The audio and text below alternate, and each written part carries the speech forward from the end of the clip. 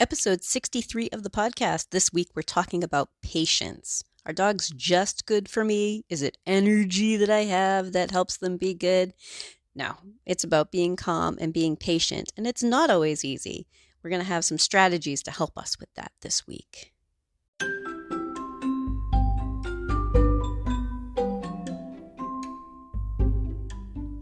You're listening to the Creating Great Grooming Dogs podcast. I'm Chrissy Newmeyer-Smith. I'm a certified professional groomer, a certified behavior consultant for canines, a certified professional dog trainer, and the owner of Happy Critters in Nashua, New Hampshire. And this, my friends and colleagues, is the podcast where grooming and training meet.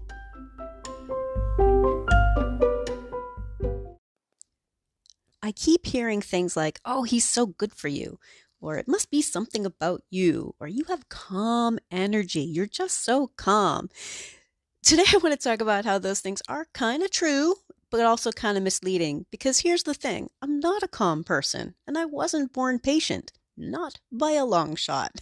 I really have to work at being patient. So why?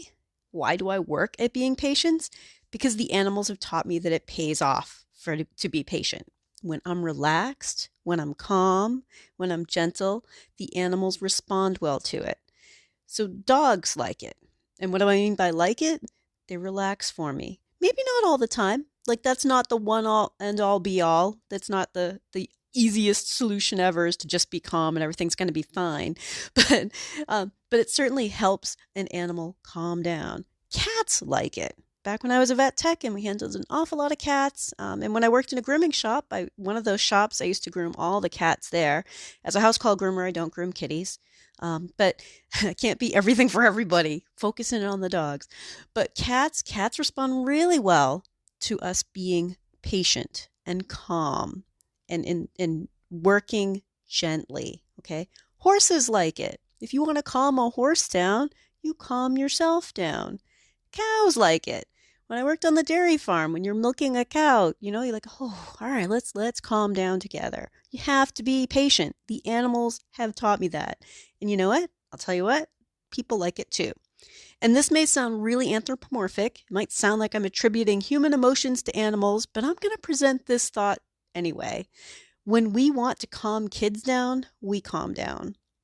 When we want kids to be gentle, we are gentle. And I think that we can relate to what it's like to be partnered up with someone who is calm, patient, and gentle. We set the mood. And so when we try to be patient, when we make the effort, it pays off. Anytime I get worked up, overexcited, annoyed, frustrated, like things kind of fall apart. And it took me a long time to realize that. There were plenty of times when I was like, oh my God, this freaking dog, like, I just need to get the other ear, and it would just snowball. Because like I said before, many times on this podcast, I did not always train this way. I did not always groom this way. I've definitely been in the other camp of like, okay, we just got to get it done. But each time that I realized, nope, I'm just going to slow it on down, calm down, be patient, be calm, be gentle, and work on it. And let go of the idea that I need to get it done right now and work on the thing that the dog is struggling with and having a hard time with, or the cow, or the cat, or the horse. Because when we calm down, things are very different for the animal. It may still be scary, but now they're not afraid of us also. So the dryer sound may still be scary. Other dogs in the room may still be stressful, but at least we're not adding to it. So it's one of the ways that we can minimize how much of a burden we're putting on them is just by us calming ourselves down. Okay. And that doesn't mean that you have to be like really super quiet. For some dogs, that's calming and patient. For some dogs, patient and calm can be those little silly bursts in between when they've done something right. Like, hey, you a good boy. Oh my gosh, you're so cute. Like, give you snuggles. Okay, now back to brushing. Oh, that was so good. All right, now back to brushing. Let's do calm again. And giving them the little opportunities to play with us and to get to know us. We need to get to know our dogs. And that's our own, our own pets should be getting to know whoever they work with. Like my dogs know my vet and any staff that are working there. They they think are awesome, and I want that. I bring them in occasionally just for cookies and to get a weight, just so that they constantly think I like these people, right? When we are groomers, we get a chance to like get to know the dog a little bit, and that can make a big difference. But I want you to be thinking about patience is work. It takes some self-control to be patient. It really does. You can't just say, okay, and today I'm going to be patient.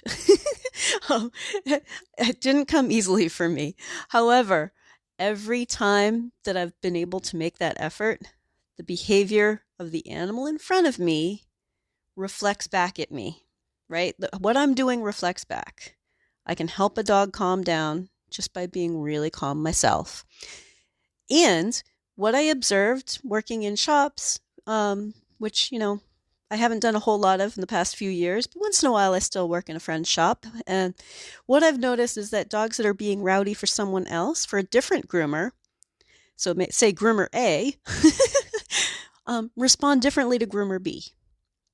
And some of that's because we're all individuals and we all bring something different.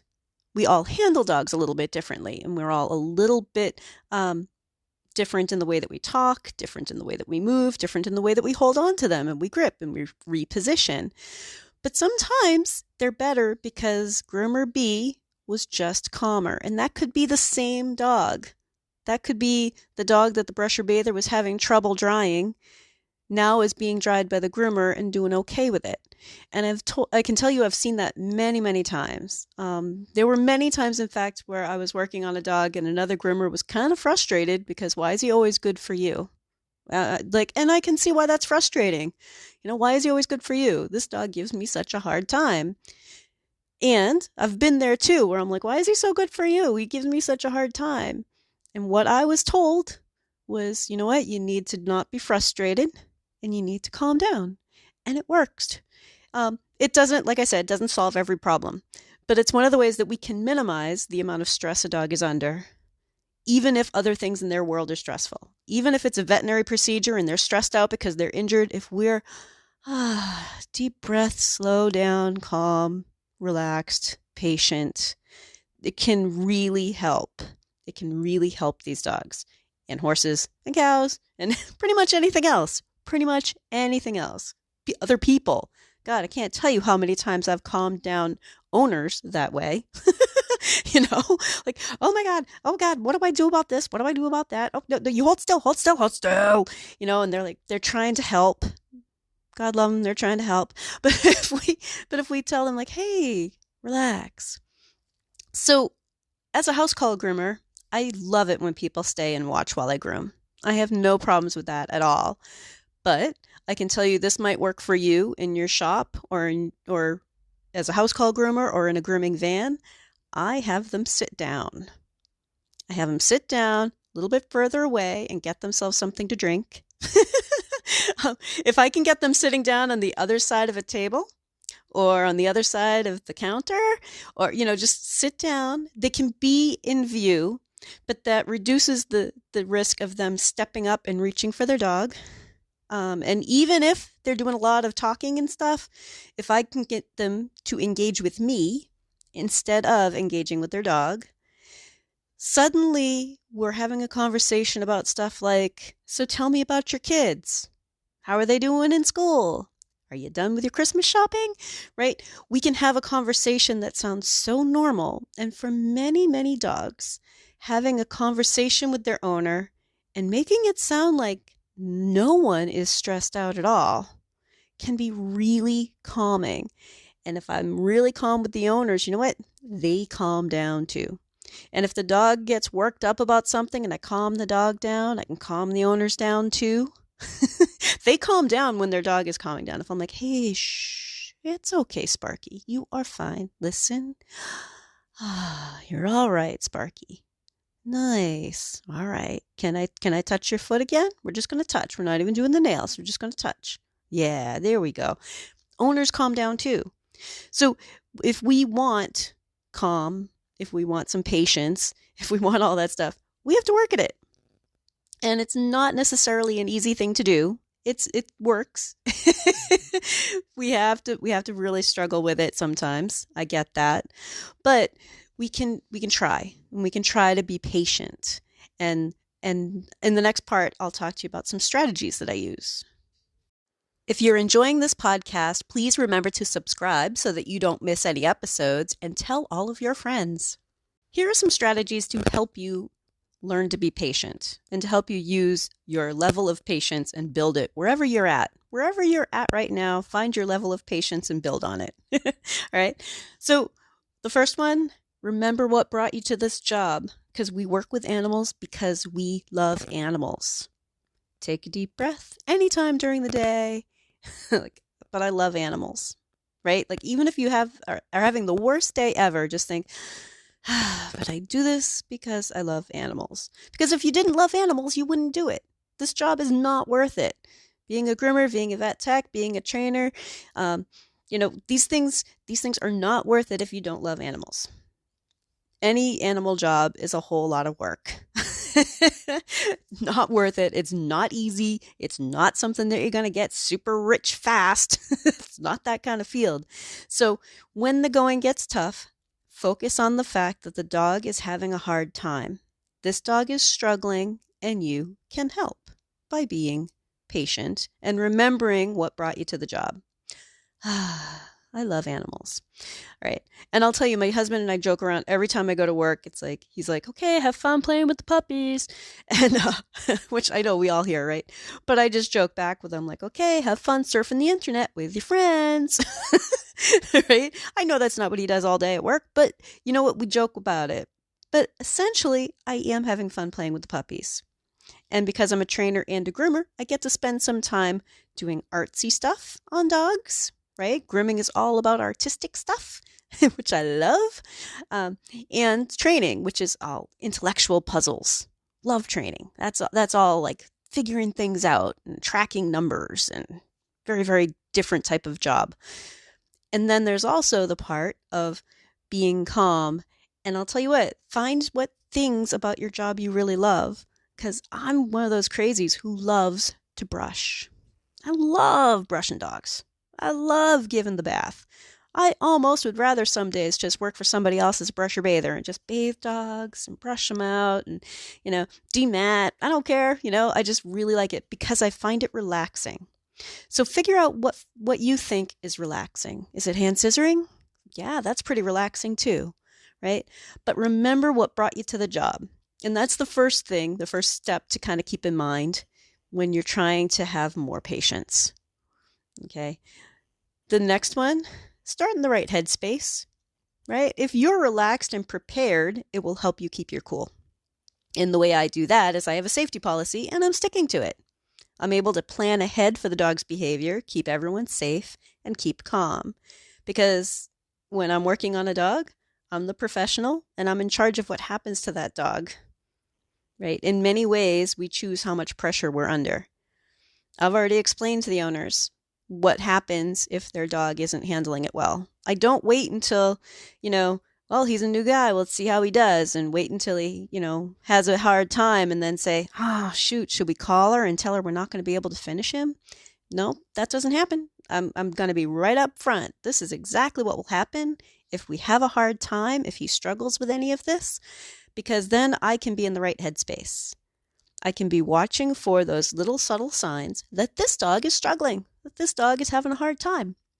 And being in that right headspace means I can address it before it goes too crazy, or give him little breaks and not worry about how much time is on the clock or if he's going to look perfect, because I've already explained to my owners that they're paying for my time. I provide a service. I don't provide an item. So I don't care if all of your Bichons cost the same amount. You're not providing an item. You are providing a service. It takes time. And if you could groom 2 Bichons in the time it takes to groom this one Bichon that's struggling, the price should reflect that. Because otherwise you're going to burn out. So start in the right headspace. Have a safety policy and stick to it. And be in control of what you're in charge of. That dog on your table, that dog in your exam room, that dog in your training facility, while they are with you, you adjust whatever stress level they're under. You're in charge of that. And that puts you in control, right? Okay, I'm going to calm you down. I'm going to stick to it because I can be patient and I can be calm and I'm going to plan ahead for how to help you through it. And if we can't finish something, that's not a big deal.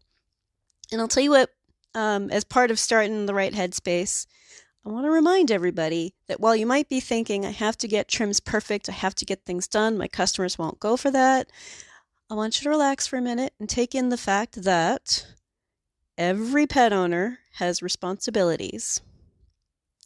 Every pet owner has responsibilities. And what are those responsibilities? You have to keep your dog healthy, clean, and safe, and you have to keep them from hurting people or other animals. So pretty much, if they're bad for grooming, they aren't necessarily clean, they aren't necessarily being safe, they could hurt other animals, they could hurt people, they could hurt themselves, and it's an owner's responsibility to work on those things. It's our responsibility to make sure that they know that there's a problem and to try to help them find solutions through us or through trainers or through their vet, all of us working together, all these related fields working together to try to help an owner overcome whatever struggle their dog is going through. But that's part of being in the right headspace. Like, oh no, I'm not in charge of if your dog is beautifully clean today. I'm in charge of helping your dog get beautifully clean, but if your dog can't emotionally handle that, there's some training that needs to happen. Okay, the only 2 dogs on this planet right now, as we speak, December of 2019, the only 2 dogs on this planet right now that I am in charge of, or that I am in charge of getting clean and keeping healthy and keeping safe, are my own 2. There are 2. It's Brock and Poe. Everybody else is a dog that has part of my heart, and they're on my table, and I have the best of intentions for them. But at the end of the day, if owners aren't contributing to this, if owners aren't interested in this, they can groom their own dog. And I know that sounds that sounds really hard. Sometimes they try it once and then they realize, oh my God, nope, I think we need to work on this. It's okay to tell an owner this needs to be worked on. And I can't just force the trim. I'm not going to just force the nail trim. I'm not just going to force getting his thumb done. Whatever that dog is struggling with, we need to address it. Here are some ways that we do that. So that's part of starting in the right headspace. I have a safety policy. I'm sticking to it. I'm the professional, and I choose what falls under the heading of being a groomer. And we're not emergency medicine. So as a vet tech, emergency medicine wise, there are a lot of things that would be different.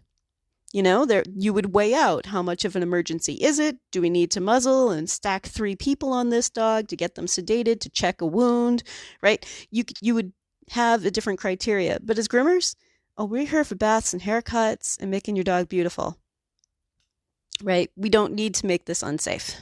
This should be safe all the time. All right.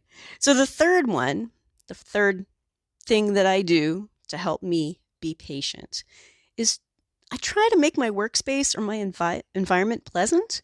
I want you to think about making it pleasant for yourself and for the dogs. What is it for you and for your clientele?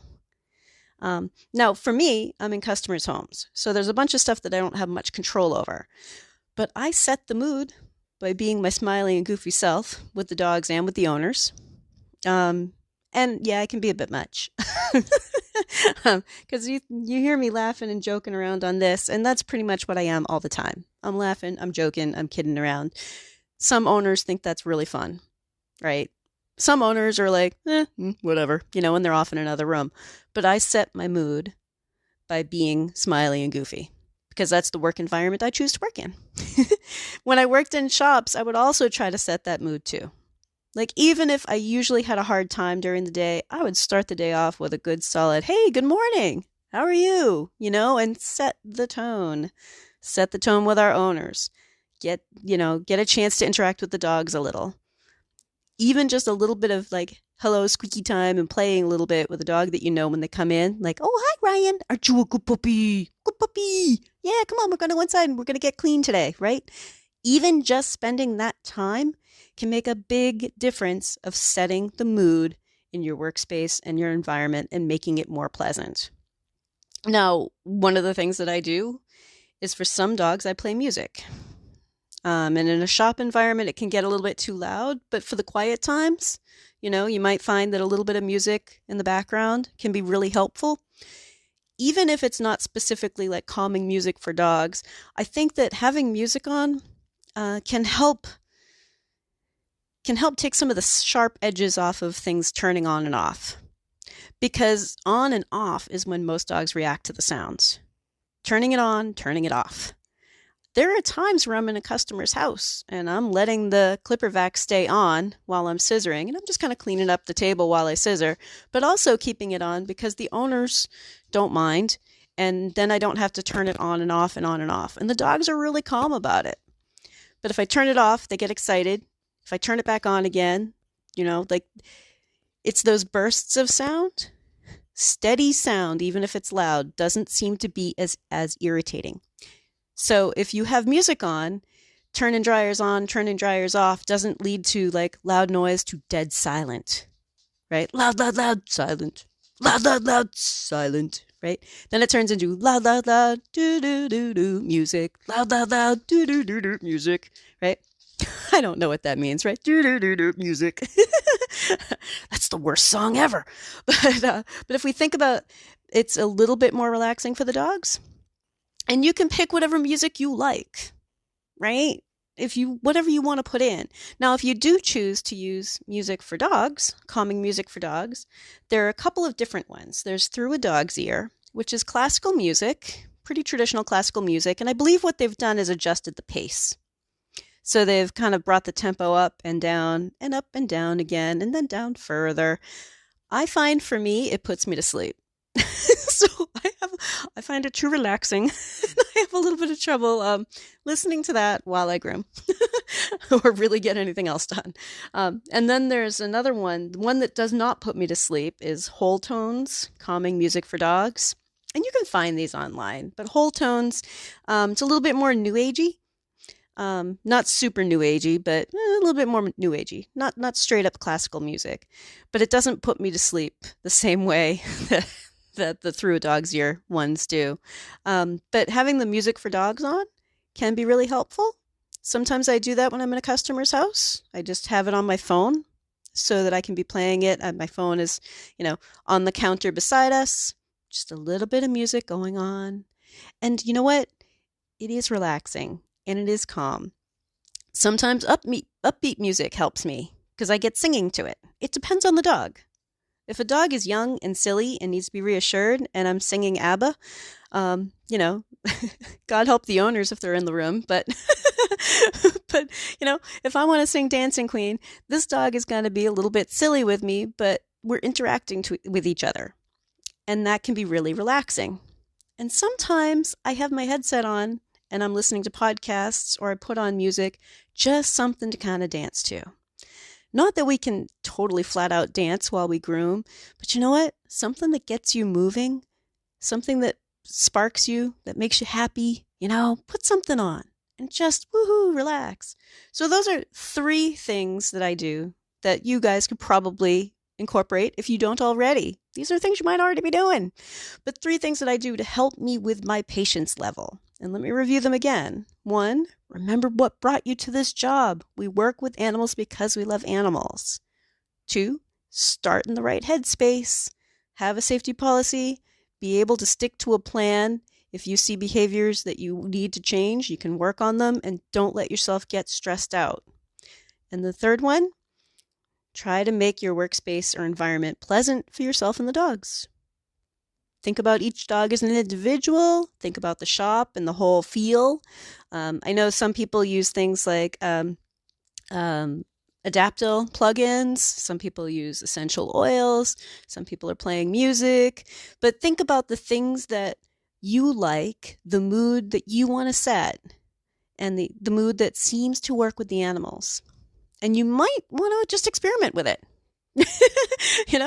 Experiment with it and see what works for you. But like I said, this one is all about patience. And the weekly action step this week is to think about what helps you be calm and what helps you be patient. If you'd like more information, you can find me at Chrissy at happycritters.net, happycrittersdogtraining.com, or you can join the Facebook group, Creating Great Grooming Dogs podcast, or the Facebook page, Creating Great Grooming Dogs. I really look forward to hearing from you.